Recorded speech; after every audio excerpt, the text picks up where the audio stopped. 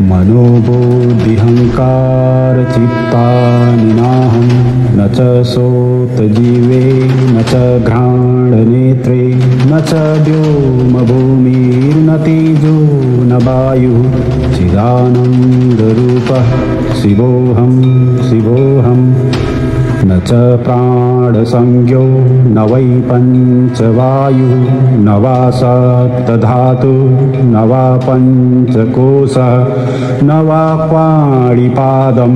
न चोपस्थपायुः चिदानन्दरूपः शिवोऽहं शिवोऽहं न मे द्वेषरागौ न मे लोभमोहौ मदो नैव मे नैव मात्सर्यभावः न धर्मो न चार्थो न कामो न मोक्षः चिदानन्दरूपः शिवोऽहं शिवोऽहं न पुण्यं न पापं न सौख्यं न दुःखं न मन्त्रो न तीर्थ न वेदा न यज्ञः अहं भोजनं नैव भोज्यं न भोक्ता चिदानन्दरूपः शिवोऽहं शिवोऽहं न मे मृत्युशङ्का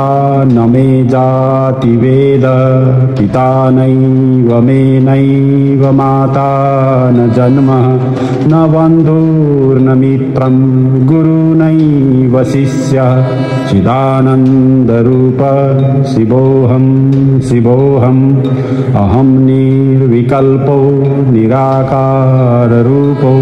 विभुत्वाच्च सर्वत्र सर्वेन्द्रियाणां न च असङ्गत नैव मुक्तिर्न मेय चिदानन्दरूपः शिवोऽहं शिवोऽहं चिदानन्दरूपः शिवोऽहं शिवोऽहं चिदानन्दरूपः